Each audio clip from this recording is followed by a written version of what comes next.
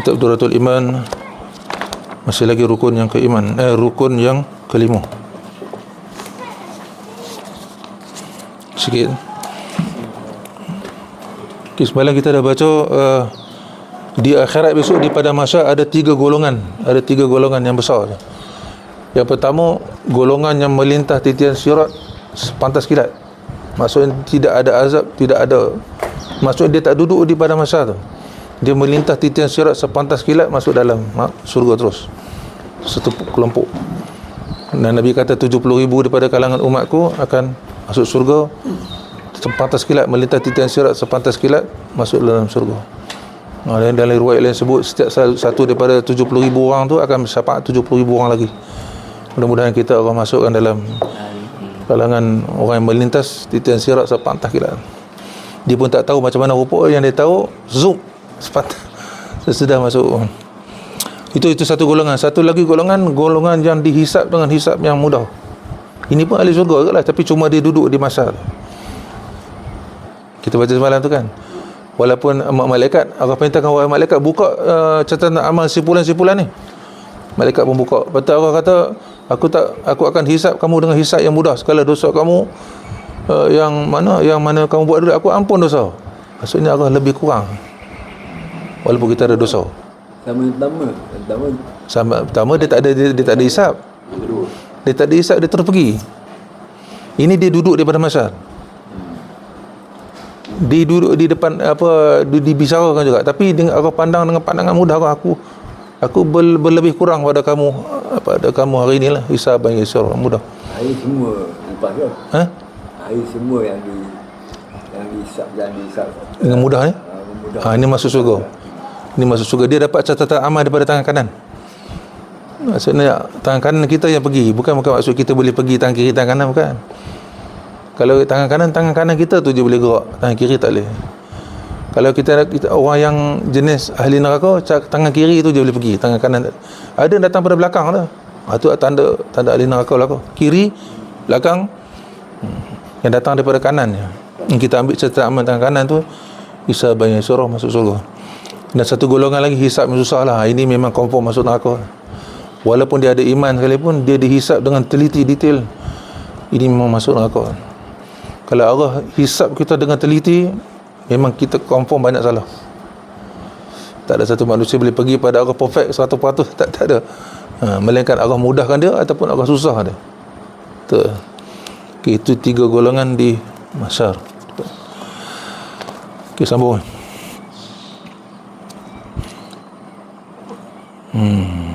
Allah tak ampun ke dia? Tak ampun, maksudnya dia akan dicelup dalam api neraka dulu, dibuang dosa dulu. Habis dosa baru kalau ada iman. Ada iman boleh keluar. Kalau tak ada iman, duduk dalam tu lama-lama. Jadi syurga ni tempat bersih. Kalau Allah bersihkan dia baru boleh masuk. Kalau tak bersih, dia akan dibersihkan dalam neraka. Okey, solat, amal ibadah yang pertama akan ditanya. Ibadah yang pertama yang akan ditanya oleh Allah. Ini isyarat kepada pertama-tama yang dihisap ataupun ditanya atas seseorang dari hak Allah, perintah-perintah Allah tu, iaitu salat. Kemudian hak hamba, iaitu darah. Lepas tu baru pergi kepada hak berkaitan dengan sesama manusia lah, berkaitan dengan darah. Riwayat Imam At-Tirmizi dari Sayyidina Abu Hurairah radhiyallahu anhu, beliau mendengar Nabi sallallahu alaihi wasallam bersabda, artinya, sesungguhnya amalan hamba yang pertama-tama yang dihisab, dikira pada hari kiamat ialah solatnya. Jika sempurna solatnya, sesungguhnya dia beruntung dan berjayalah. Kalau solat dia tak ada masalah, sekiranya rosak solatnya, dia rugi dan menyesal. Auzubillah zalik. Sekiranya didapati kekurangan pada solat fardu, firman Ar-Rabb Azza wa Jal, maksudnya Allah bila timbang-timbang kira-kira solat ada kurang pada solat fardu dia, ada cacat lah, ada celah. Kemudian Allah Rabb ni Allah Tuhan Azza wa Jalla yang punyai kemuliaan. Dia kata apa? Carilah, adakah pada hamba-Ku dari solat sunat Ini hisab yang mudah ni, hisab yang mudah nak bagi. Masih peluang, dia nak bagi peluang ni. Solat fardu dia ada masalah lah, ya Allah, malaikat kata. Dia jaga tengok solat-solat sunat dia pula. Maka disempurnakan dengan solat sunat-sunat. Solat sunat itu menampung atas kekurangan daripada fardu. Tu kena banyak buat sunat tu. Banyak buat sunat. Maka jadilah sekalian amal ibadah tu atas kesempurnaan. Jadilah sempurna. Jadi ibadat fardu ni sekadar lepas perintah Allah ya. Sedangkan sunat-sunat tu menampung dah. Mentampung cacat celah dah. Contoh macam seorang guru dia minta anak murid dia pergi beli nasi lemak. Anak murid tu pergi beli nasi lemak, dia letak di depan guru dia. Itu lepas perintah ya. Lepas perintah.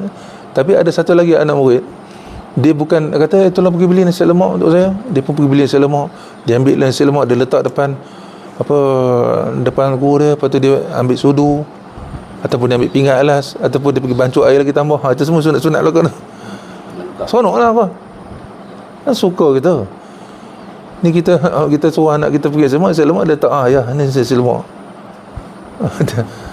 Walaupun kita boleh pergi ambil sendiri, tapi seorang anak kan, yang anak ni umpama pada hamba kan, menyuruh seronok kan mak ayah kita. Bukan sekadar beli letak, ambil pinggan alas lagi, lepas tu bancuk air teh lagi. Ayah nak apa? Air kopi ke teh? Bancuk.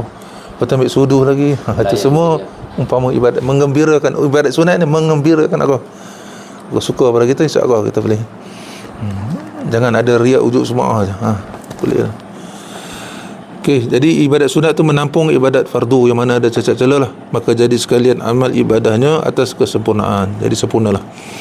Riwayat Imam Al-Bukhari dan Imam Muslim, sabda Rasulullah sallallahu alaihi wasallam artinya, sesungguhnya pertama-tama sesuatu yang diputuskan, yang ditetapkan hukum, dibicarakan tu antara hamba ialah tentang darah.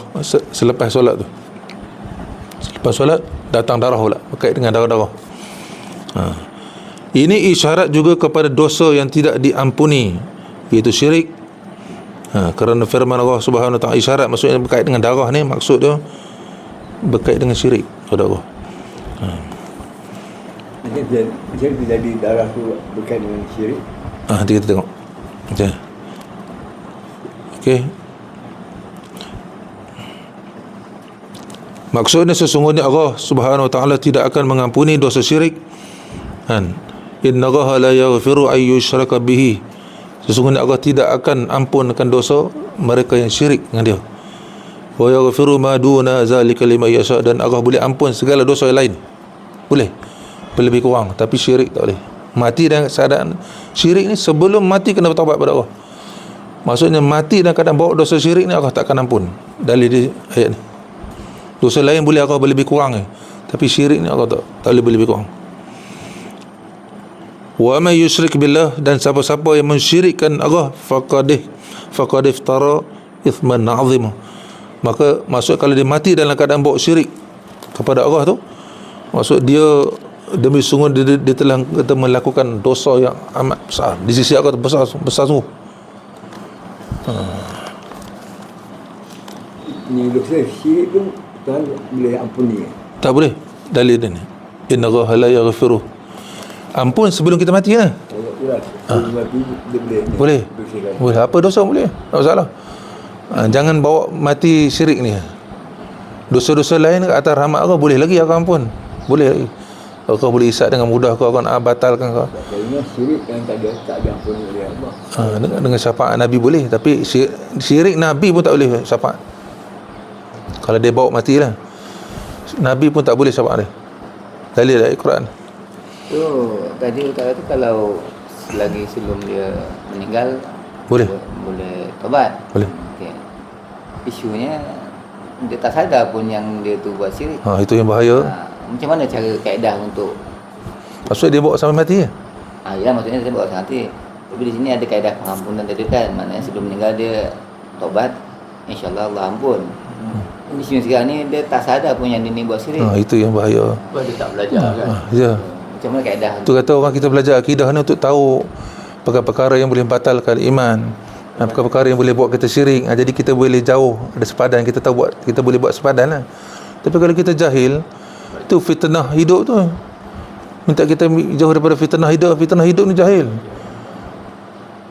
Fitnah mati tu, fitnah mati tu tak boleh ucap syahadah, mati dan akan tak beriman disebabkan jahil lah. Sebab tu di hidup tu fitnah paling besar jahil. Sebab dia boleh membawa pada mati keadaan tak beriman. Dia tak sedar, dia okey lah. Bagi dia tak dosa apa. Dia rasa okey lah. Ini yang bahaya, rasa okey kan. Sebab jahil. Mati yang keadaan tu balik kepada Allah. Dia rasa dia okey, dia tak ada dosa. Dia rasa dia tak ada dosa, tak ada syirik. Tiba-tiba buka depan semua merah belaka. Syirik. Na'udzubillah min zalik. Tak belajar, dia tahu yang buat salah. So masa itu anggap dia sebagai Jahil tak ada. Jahil Allah perintah belajar. Melainkan tak ada orang yang nak datang ajar dah. Ada guru dia tapi tak ada orang nak ajar dah. Dia minta orang pun orang tak nak ajar. Adalah dia dah usaha untuk keluar pada jahil, tapi ada benda yang menghalang dia kan. Itu tak masalah lah tu. Tapi dia sendiri tak mau belajar. Sebab jahil menuntut ilmu tu perintah Allah. Okey, sesungguhnya Allah tidak akan mengampun dosa syirik dan dia mengampuni segala dosa yang lain selain daripada syirik tu. Mati dan keadaan bawa syirik Allah tak ampun. Bagi siapa yang dikehendakinya, barang siapa yang mempersekutukan Allah, maka sesungguhnya telah berbuat dosa yang amat besar. Selain daripada syirik, dosa-dosa yang berkait dengan hak anak Adam, seperti dosa memakinya, mencuri dan sebagainya, tidak akan diampuni melainkan selepas mendapat kerajaan dari Tuan empunya hak. Ini berkait dengan manusia lah, berkait dengan Allah tak masalah. Kita bersungguh-sungguh minta ampun pada Allah, Allah ampun dosa. Tapi dengan manusia kena minta halal lah. Kita pernah pukul dia, kita kena minta halal. Kita pernah curi barang dia, kita minta halal. Mengumpat dia, kita kena minta halal. Kita biasa minta maaf, jumpa kawan lah. Sekurang-kurangnya hari raya biasanya maaf zahir batin kan. Sebab tu dalam mazhab kita Syafi'i, kita kalau kita ada masalah dengan manusia kan, kita kena sebut detail. Saya dulu pernah ambil sekian-sekian kamu, itu Imam Syafi'i kata. Tapi kalau Imam Malik kata, kita boleh umum pun boleh. Takut jadi lebih mudarat besar kan. Asal kita kawan baik, tapi dulu kita pernah ambil duit dia. Contoh, kita dulu kawan baik daripada sekolah asrama kan. Kita pernah curi dalam dompet dia tak tahu, sampai kita berkawan sampai kerja. Tiba-tiba kita pun kata apalah, aku mengaku, aku dulu masa kat asrama aku pernah ambil duit engkau 200. Ya ke, patutlah. Dia jadi asalnya kerapat tapi jadi kengkang. Jadi ditakuti benda mudarat yang macam tu, ataupun dia pukul kita ke apa kan, putus saudara ke. Jadi kita boleh ambil kaedah Imam Malik kata umumnya, aku minta maaf lah zahir dan batin. Aku pun mungkin aku dulu pernah terambil barang kau ke apa, macam tu je. Umum boleh. Jadi kita mengelak mudarat yang lebih besar lah, putus saudara. Okey, itu berkait dengan manusia. Orang Melayu kita, ulama dulu ajar bagus dah. Maaf zahir batin dah bagus. Minta halal makan minum. Selesai tu. Jadi selain daripada dosa syirik tu, dosa-dosa yang kata apa yang besar, melainkan dengan mendapat redha Tuan punya tu, seperti memakinya, mencuri dan sebagainya, tidak akan diampuni melainkan selepas mendapat keredaan dan dari Tuan empunya hak. Sabda Nabi SAW, adakah kamu tahu mereka yang dikatakan muflis tu? Kamu tahu tak siapa yang bankrupt tu? Sahut para sahabat radhiyallahu anhum, pada kami mereka yang muflis, yang bankrupt itu, mereka tidak mempunyai mata benda dan dirham, tak ada duit, tak ada harta. Sahabat kata, sabda Nabi SAW, sesungguhnya muflis atau bankrupt itu dari umatku tu, mereka datang pada hari kiamat dengan solat, puasa, zakat, datang ibadat macam-macam. Didatangkan orang yang dimakinya, datang dengan ibadat, tiba-tiba Allah perintah bawa. Dulu dia ni pernah maki orang tu, bawa simpulan datang. Sebab dia tak minta halal, dia tak minta maaf.